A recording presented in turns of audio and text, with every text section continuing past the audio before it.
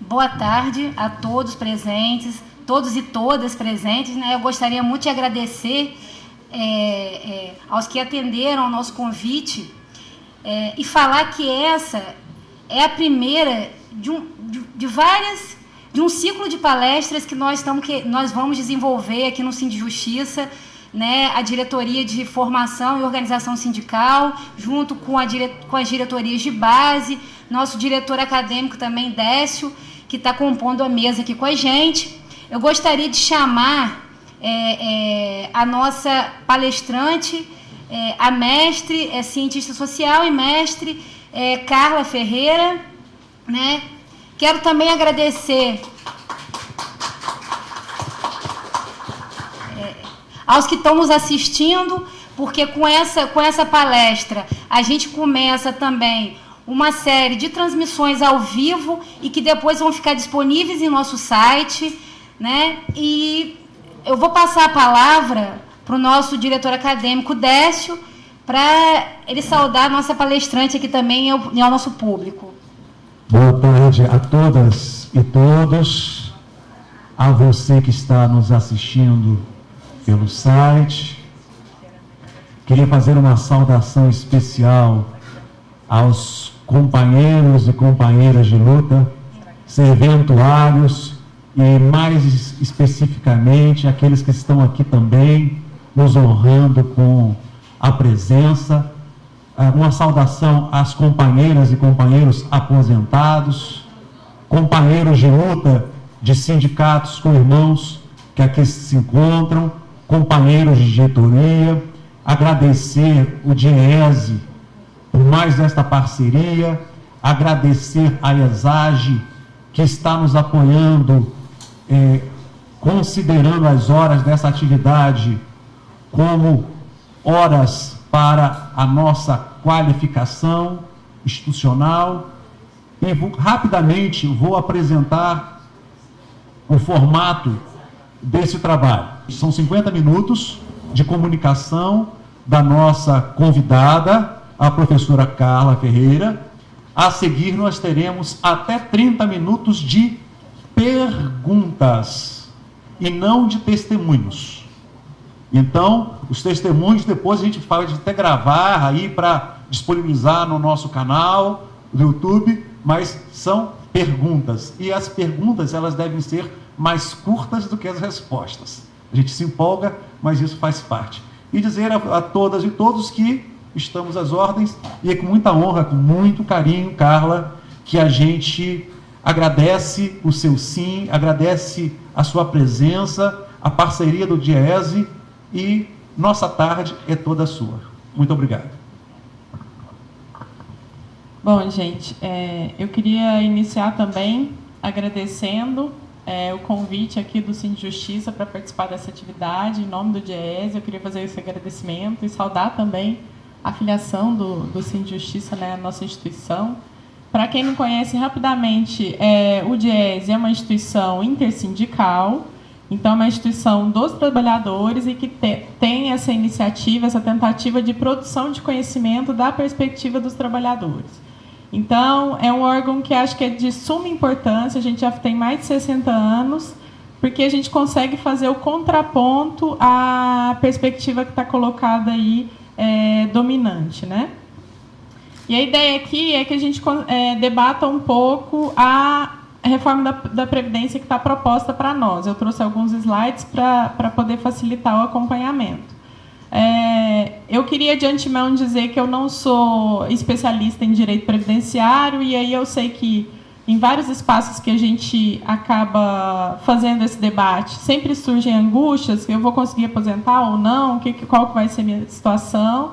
Eu não consigo responder essas angústias, infelizmente, então a gente vai tentar fazer, perpassar por tudo que está acontecendo em relação, por grande parte das questões importantes que estão acontecendo em relação à reforma, e aí com foco, por ser o público de vocês, nos servidores públicos mesmo.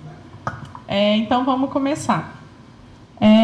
Então, primeiro, gente, eu acho que não dá para analisar a reforma da Previdência deslocada do contexto que nós estamos inseridos. Então, desde já, o processo do impeachment, quando assumiu esse presidente que está aí, o presidente Temer, a gente teve algumas grandes propostas que modificaram de maneira significativa a vida dos trabalhadores.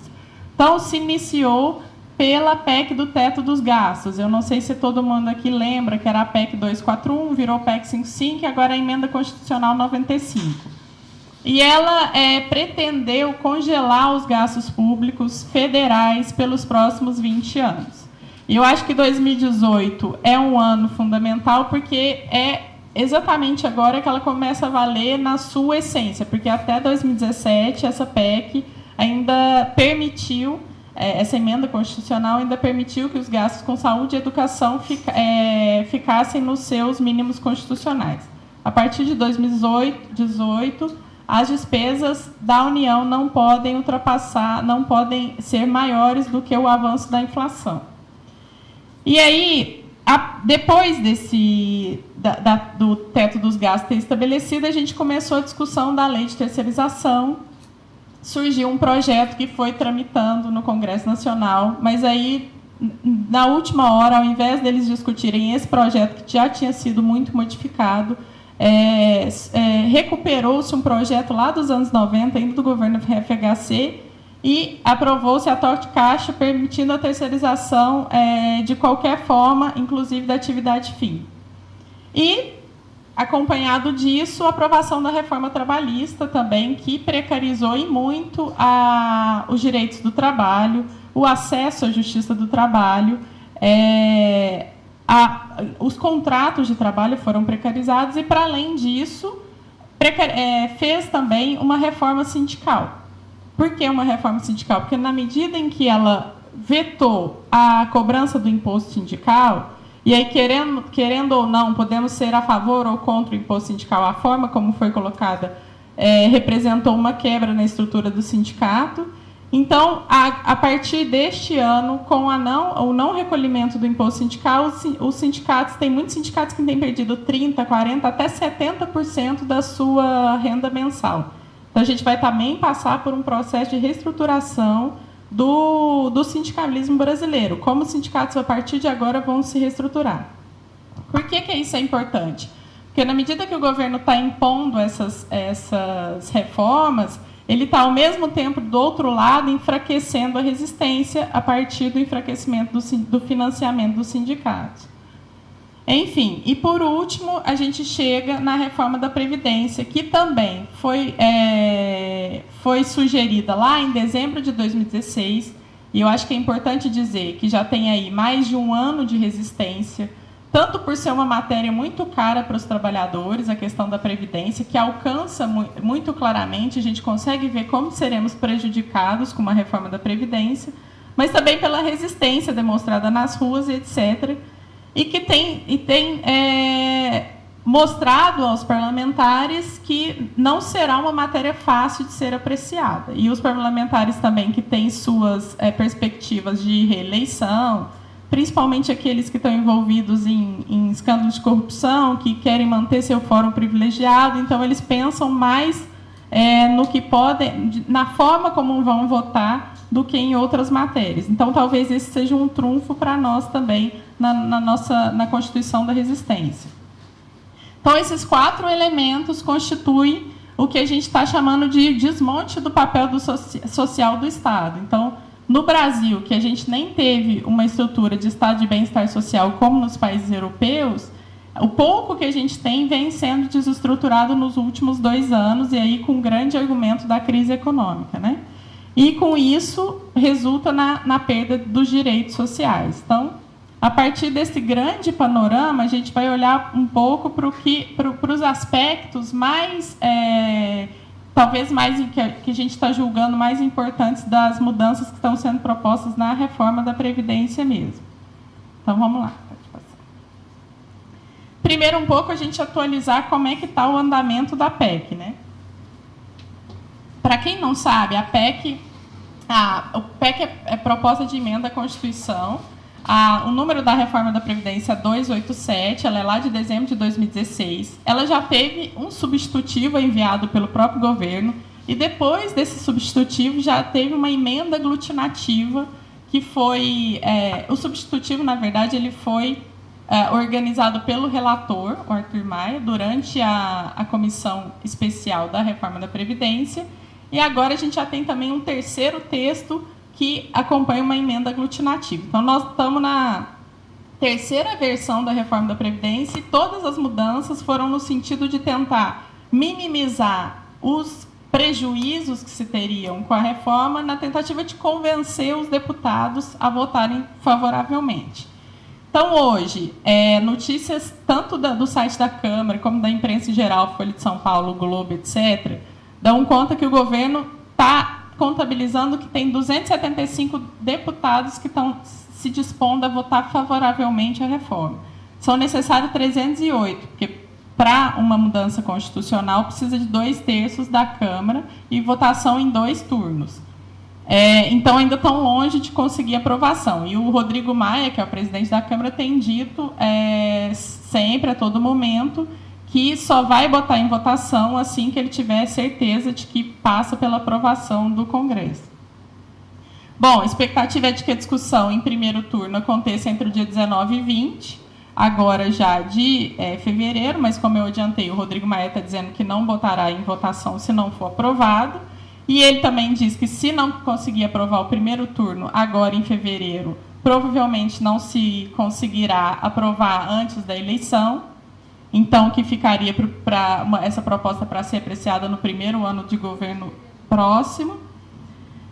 E estão se levantando a possibilidade, aí, através do relator, de algumas novas alterações para que se possa convencer mais deputados a votarem favoravelmente. O que está na pauta para alteração é rever a limitação do acúmulo entre aposentadoria e pensão, que hoje, no projeto como está hoje, só não pode passar de 2 salários mínimos. Aí eles colocariam, ao invés de 2 salários mínimos, como teto do regime geral, que é R$ 5.645, e a criação de um novo sistema de transição para aqueles servidores que entraram antes de 2003. Essas são as 2 propostas que a imprensa tem divulgado como em negociação, tanto pelo Planalto, pelo Executivo, quanto pelo Legislativo.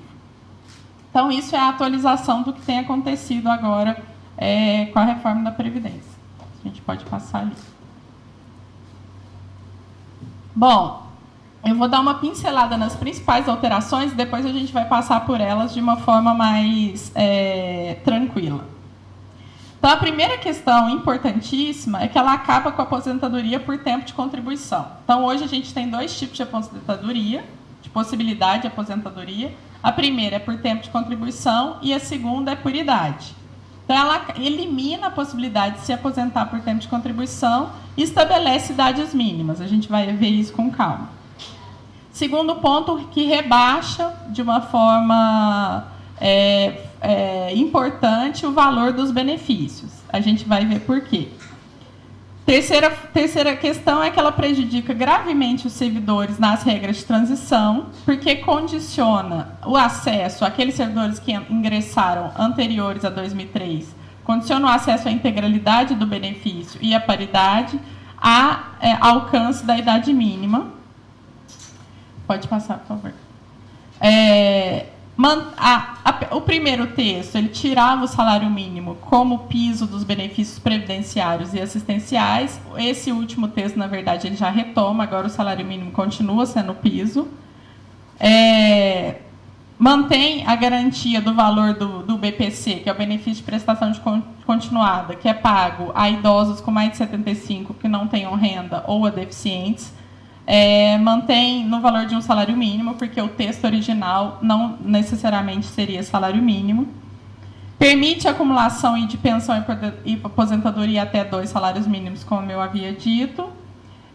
Propõe reduzir para 3 anos a diferença entre a idade mínima de mulheres e homens, porque também no texto original da PEC já estabelecia a mesma idade para homens e mulheres, 65 anos. Depois da discussão, eles propuseram que a mulher pode ser de 62 anos, só que para professor, que tem a possibilidade de se aposentar com 5 anos a menos, não tem a diferenciação de idade. Professor é 60 anos para homem ou para mulher. E no texto original, o professor era também 65 anos para todos. Pode passar, por favor. Vai modificar a regra do cálculo do benefício, que vai fazer com que se rebaixe esse benefício. Mantém o direito ao provento integral no caso de incapacidade permanente para o trabalho, a gente vai ver um pouquinho o que isso significa. Propõe uma regra de transição sem idade de corte, mas a gente vai ver que ela, apesar de diferente do texto original, que a gente acha que todos teriam acesso a essa regra de transição, a gente vai ver que não é verdade. Fixa o pedágio de 30% a mais do tempo para quem tá inserido na regra de transição, então você tem que cumprir esse pedágio. E aí, a novidade última da emenda aglutinativa é que o tempo mínimo de contribuição do regime geral continuaria a ser 15 anos, porque o texto original dizia que era 25 anos tanto para o setor público como para o setor privado. Depois de muita discussão, retomou, no caso do setor privado, para os 15 anos originários. Só que, apesar disso, ainda tem um rebaixamento do benefício, então não significa que isso seja um ganho. Então, vamos entrar um pouquinho nas regras, comparando quais são as regras atuais e quais são as propostas da emenda. Então, primeiro, eu não sei se todo mundo sabe o que é o regime geral. O regime geral são as pessoas que estão vinculadas ao INSS. Então, são todas as pessoas de carteira assinada na iniciativa privada e também alguns servidores municipais, porque existem muitos municípios que não têm regime próprio de previdência, que é do setor público, dos estatutários, e, portanto, eles se vinculam ao INSS. Então, para esse caso, trabalhadores da iniciativa privada e alguns servidores municipais, hoje, a regra é que o tempo de contribuição mínimo é de 30 anos para mulher e 35 anos para homem, a idade mínima é de 60 para mulher e 65 para homem, e tem que ter um mínimo, quando você chega na idade mínima, você tem que ter contribuído pelo menos 15 anos para você conseguir se aposentar. No caso dos professores, tem uma redução de 5 anos no tempo de contribuição, e rurais a mesma coisa. Segundo a proposta, o último texto da reforma da Previdência, a partir da reforma, os trabalhadores passariam a poder se aposentar somente com 65 anos se homem e 62 anos se mulher, mantidos os 15 anos mínimos de contribuição, e os trabalhadores rurais, 60 anos de idade se homem, 55 de se mulher. Então, uma coisa que o governo divulgou muito é que a questão dos trabalhadores rurais, que se debateu muito, que estava sendo prejudicado com a reforma da Previdência, tinha sido sanada com essa nova redação. Porém, isso não é de todo verdade, porque hoje os trabalhadores rurais da economia familiar, eles contribuem para a Previdência de acordo com a sua produção. Então, todo final de produção, eles contribuem com um percentual. Não é uma contribuição individual e não é uma contribuição mensal. E a nova regra diz que eles têm que comprovar 15 anos de contribuição. E não deixa muito claro o que seria essa comprovação, se ela deveria ser individualizada ou não. Então, de toda forma, precariza também a forma de comprovação da contribuição rural e, portanto, os trabalhadores rurais terão mais dificuldade de acessar a aposentadoria do que tem hoje. Pode, isso. Agora, as regras atuais do regime próprio de previdência social, que eu acho que é o que todo mundo por aqui está vinculado, que é exatamente o regime dos servidores públicos. Então, hoje, no caso dos servidores públicos, já existe uma idade mínima para se aposentar, se você quiser aposentar com um tempo de contribuição.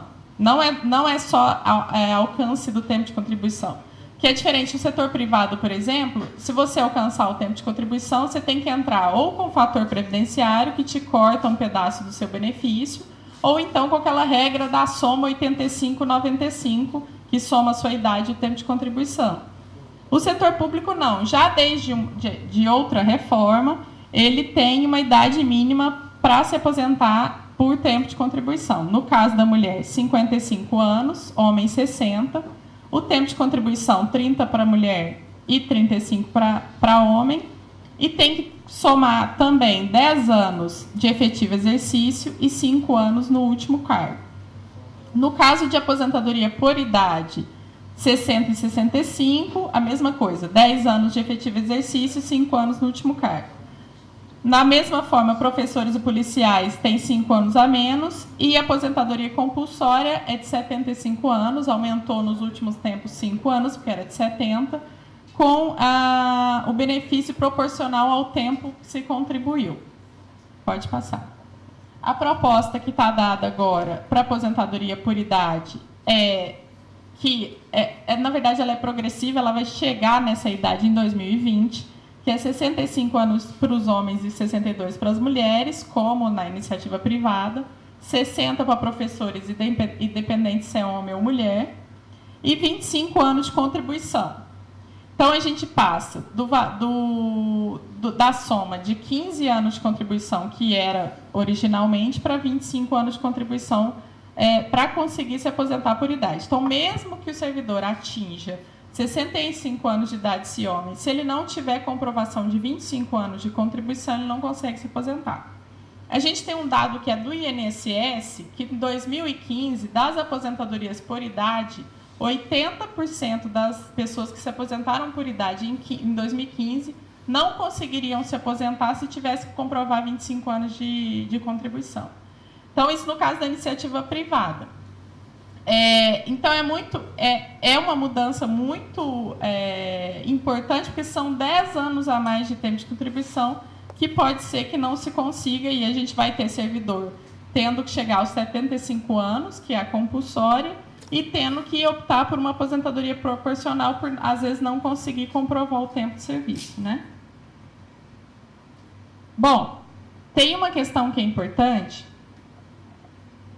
talvez esteja pequenininho, não sei se vai dar para ler, mas eu vou falando aqui. A PEC propõe mudar o que a gente chama de aposentadoria por invalidez. Ela transforma a aposentadoria por invalidez em aposentadoria por invalidez permanente de trabalho. Então, a perspectiva é que, se você tem um acidente de trabalho, você tem que tentar se reinserir no trabalho a todo custo. Se não for possível, você se aposenta. E aí, no caso de ser um acidente externo ao trabalho, você vai aposentar com proventos proporcionais ao seu tempo de contribuição. Se você tem um acidente no trabalho, você aposenta com proventos integrais, mais rebaixados, porque já é a partir das novas regras da reforma que a gente vai ver quais são. Agora, se você se aposenta, se você tem um acidente externo, você está indo para o seu trabalho, sei lá, dá um acidente no ônibus, acontece alguma coisa com a sua perna, se for externo ao seu trabalho, a sua aposentadoria vai ser proporcional, que não é o que acontece hoje em dia. Então, também tem um rebaixamento do valor do benefício e uma precarização do acesso ao benefício, caso a reforma seja aprovada. Como que ficaria o cálculo do valor do benefício, que eu estou dizendo que rebaixa o tempo todo? Então, hoje, como que funciona? Se o servidor tiver, não está aí no slide, mas eu vou explicar. Se o servidor tiver se inserido no serviço público antes de 2003, ele tem o direito de se aposentar com proventos integrais, ou seja, o seu último salário de benefício, e com a proporcionalidade, com a paritariedade, e paridade. Então, a cada reajuste na ativa, você recebe o reajuste também no seu benefício. Se você entrou depois de 2003, você aposenta com a média das 80% maiores remunerações. Então, extingue aqueles 20% menores salários que você teve durante a sua vida laboral e faz uma média. A partir dessa média, o que acontece com a PEC 287? A média já muda. Hoje, a média é dos 80% maiores salários. A PEC diz o seguinte, não é mais 80%, é 100% de salários. Então, qualquer salário que você teve desde 94 vai servir para compor essa média. Depois que você pega a média, então meu benefício vai ser essa média. Não. Se você tiver 25 anos de contribuição, a sua média vai ser, o seu benefício vai ser 70% desta média. E aí, a cada ano adicional, você vai ganhando um pouquinho no percentual, que a gente vai ver aqui. Pode passar, por favor. Então, olha lá, se você tem 25 anos de contribuição, você sai com 70% da média. De 26 a 30 anos, a cada ano, 1,5%. De 31 a 35, a cada ano, 2%. E de 36 a 40 anos, a cada ano, 2,5%. Então, para você sair com 100% dessa média, que já é rebaixada em relação à média de hoje, você tem que contribuir 40 anos de trabalho. Aí as pessoas vão acabar se aposentando antes, e aí com um salário de benefício bem mais rebaixado. Pode passar. Aí o que acontece? Em relação ao texto original, essa proposta só vai ser mais vantajosa a partir do 34º ano de contribuição. Porque teve uma modificação no texto, o original dizia que você saía de 51% com 25 anos mais os 25, então, se você tivesse 25 anos de contribuição, você tinha 76% da média. Agora, com 25, você tem 70% da média. Então, essa proposta atualizada só é mais vantajosa do que a original a partir do 34º ano. Então, muitas vezes o governo vem e fala, não, mas agora a proposta está melhor, mas em vários aspectos, ou continua igual, ou ela precariza a proposta original. Pode passar. Então, isso é um pouco do que eu falei. Hoje, por exemplo, na iniciativa privada, se você cumprir os 15 anos de contribuição, você já sai com 85% daquela média dos seus 80% maiores salários. Na proposta original, era 76% da média rebaixada, e na proposta atual, 70% dessa média rebaixada também. Agora a gente vai olhar um pouquinho sobre a regra de transição para o regime próprio. Como que ficou essa regra de transição? Então, primeiro, idade mínima, a pessoa que tiver interesse em acessar essa regra de transição, ela precisa alcançar pelo menos 55 anos se mulher e 60 se homem, tem que ter contribuído 30 anos se mulher e 35 se homem, que são as regras atuais, tem que pagar um pedágio de 30% sobre o tempo que falta. Então, se te falta 10 anos para aposentar, você tem que trabalhar mais 3, que é 30% de 10. Você tem que ter cumprido 20 anos de efetivo exercício público e tem que ter o tempo no último cargo de 5 anos. E aí, no caso de professores, tem essa redução de 5 anos. Mas o problema é que essa idade mínima ela é progressiva. Então, o que acontece? Você fala, tá bom, então, sei lá, se eu sou servidora, eu preciso atingir 55 anos para poder conseguir aposentar na regra de transição? Não é bem assim, porque eu tenho que fazer o cálculo seguinte, quando que eu vou atingir 55 anos? Sei lá, 2000 e muito, vamos supor que seja 2030. Quando eu olhar para 2030, a idade mínima já virou 61 anos. Então, eu vou ter que... não posso mais me aposentar lá tendo feito 55 anos. Eu tenho que fazer mais 6 anos para atingir a idade mínima daquele ano. Aí, quando você faz o cálculo, quando você vai ver, você, na verdade, já ultrapassou a idade mínima da regra atual e você não conseguiu acessar a regra de transição. Então, o que aconteceu? Na versão original do texto, ele dizia o seguinte, a regra de transição é para as pessoas que estão nesta idade.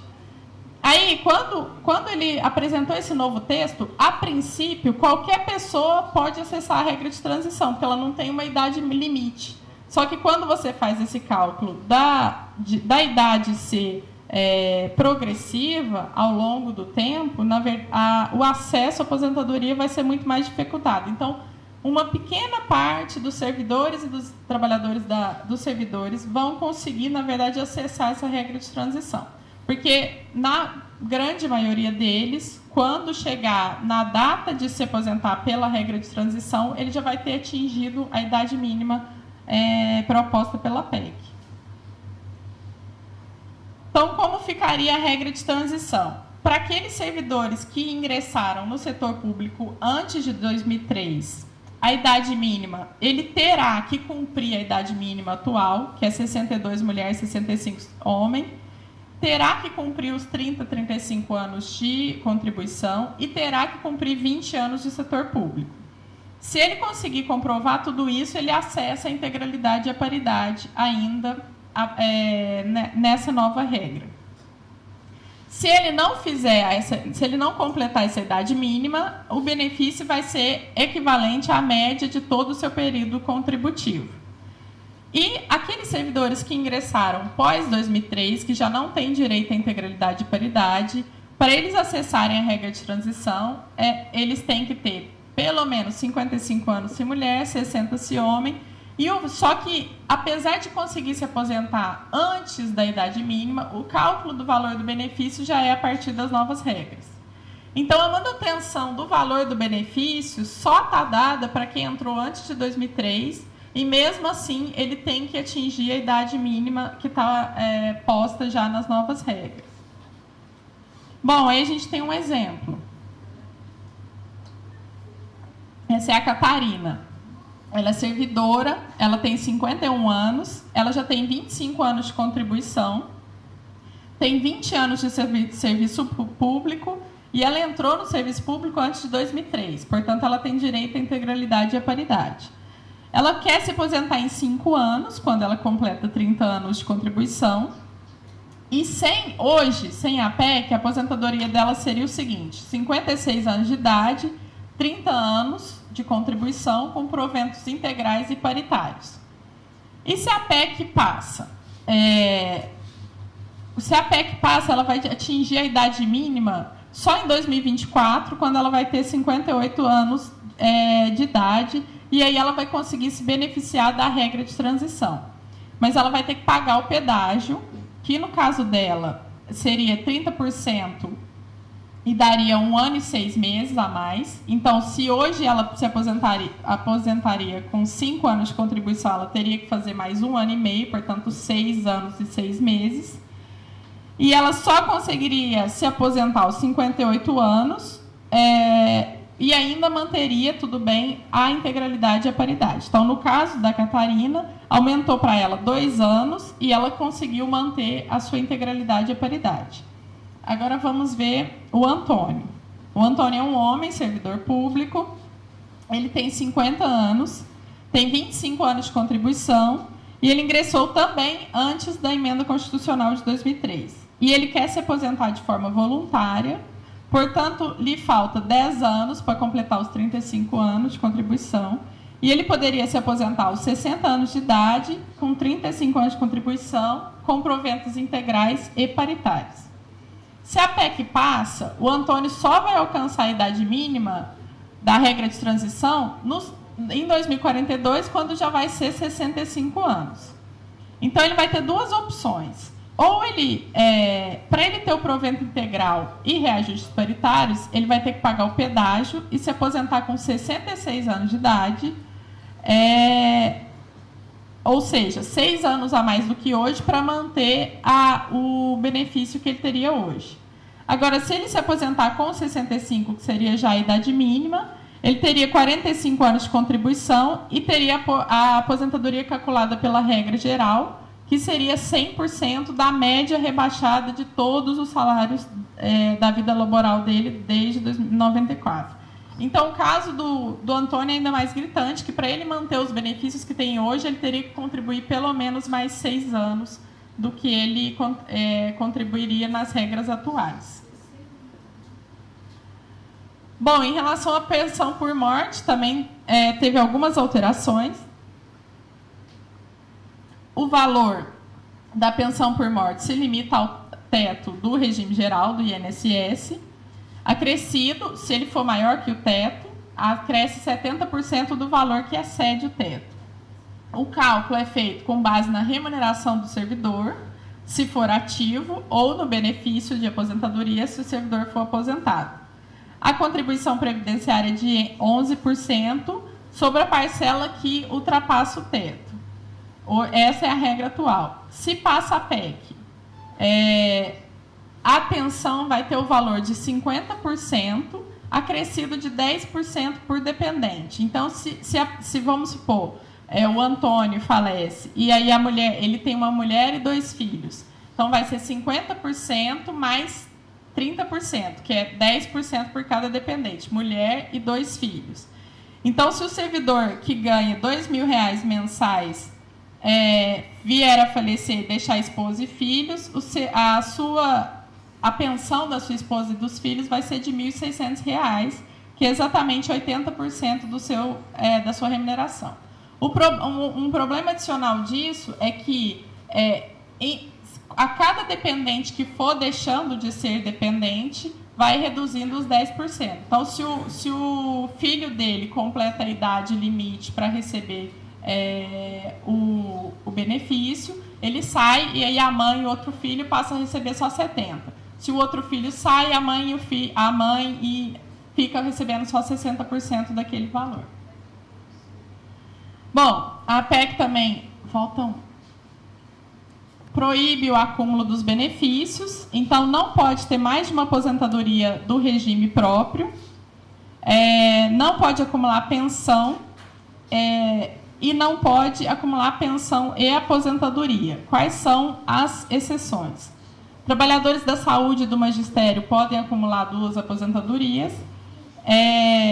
Pensão e aposentadoria que não ultrapasse 2 salários mínimos. Então, e aí isso, como eu falei anteriormente, no começo da minha fala, está sendo discutido para que esse teto se torne não os 2 salários mínimos, mas o teto do regime geral, que seria R$5.000 e poucos, o acúmulo.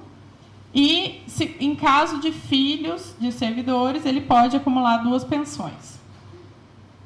Um ponto adicional importante aqui para vocês que são servidores estaduais. Essa PEC, ela está delimitada para o INSS, para o regime geral de previdência social e para o regime próprio da União. O que ela diz é o seguinte: os estados e municípios terão 6 meses para se adequar às novas regras.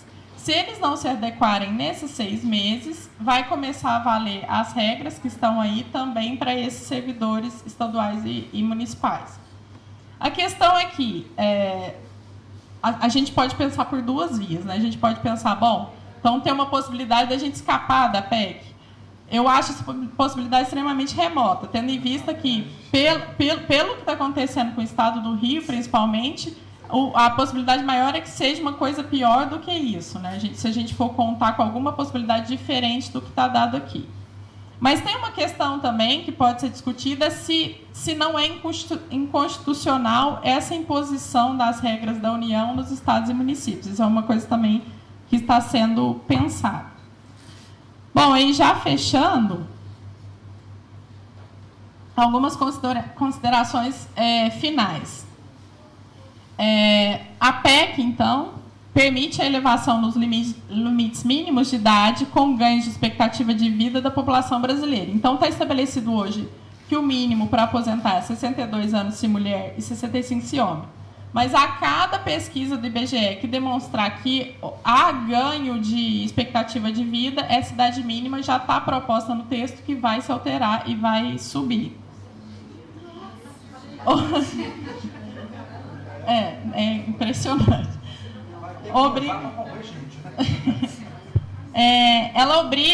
A PEC obriga que os entes que ainda não possuem previdência complementar, estados e municípios, devem estabelecê-la no prazo de 2 anos. E, inclusive, abre a possibilidade que essa previdência complementar possa ser buscada no mercado. Então, pode ter uma previdência privada no município ou no estado. No caso do Rio de Janeiro, ele já tem a previdência complementar em o Estado, então isso não seria possível. Quer dizer, abre a possibilidade de se privatizar a previdência complementar. A PEC amplia os obstáculos, porque além de deixar de reconhecer direitos ela deixa de reconhecer direitos que foram mantidos nas outras reformas. Então, a reforma de 2003 garantiu que as pessoas que ingressaram antes de 2003 mantessem seus direitos. Aí essa PEC vem e restringe os direitos adquiridos das reformas de previdência anteriores.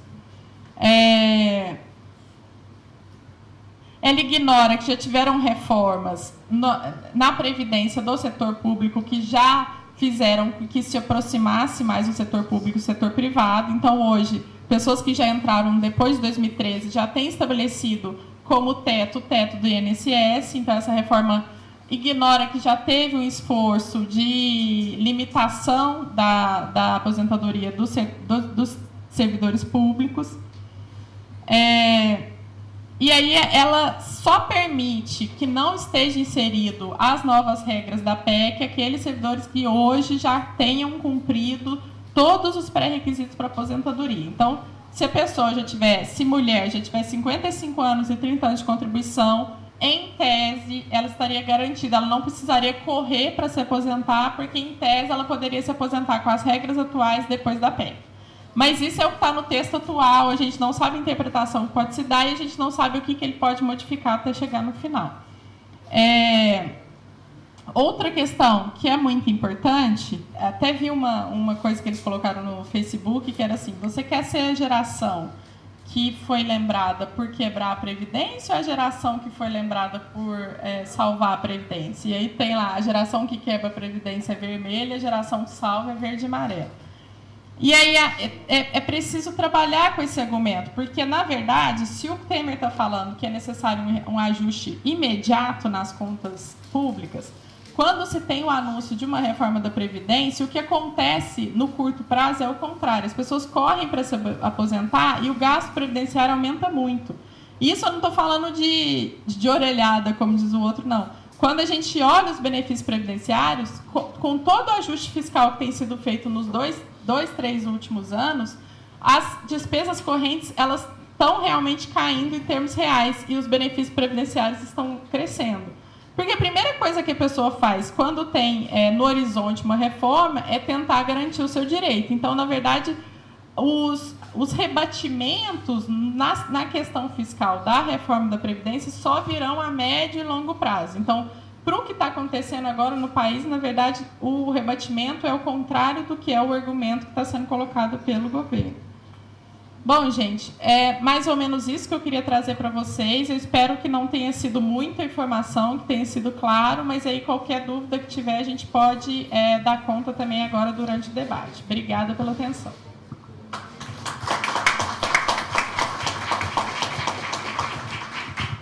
Vamos agora passar para ela para fazer as considerações finais, né, Ana Paula? Eu queria só agradecer mesmo a oportunidade e dizer que mentiram para mim, falaram que talvez não viesse muita gente, tem bastante gente aqui no auditório. Eu estou vendo. E aí, acho que é importante isso. Nós aqui, que estamos aqui, precisamos ser multiplicadores dessa informação. A gente precisa conversar com todo mundo para convencer de que o que está sendo estruturado, e aí não vai acabar na reforma da Previdência, é um processo de desmonte do Estado mesmo. Então, nós temos que resistir, nós temos que conquistar os colegas e a família, etc., para resistir a esse processo mesmo. E eu espero que eu tenha minimamente contribuído aí com vocês também. E agradeço muito a presença. Obrigada.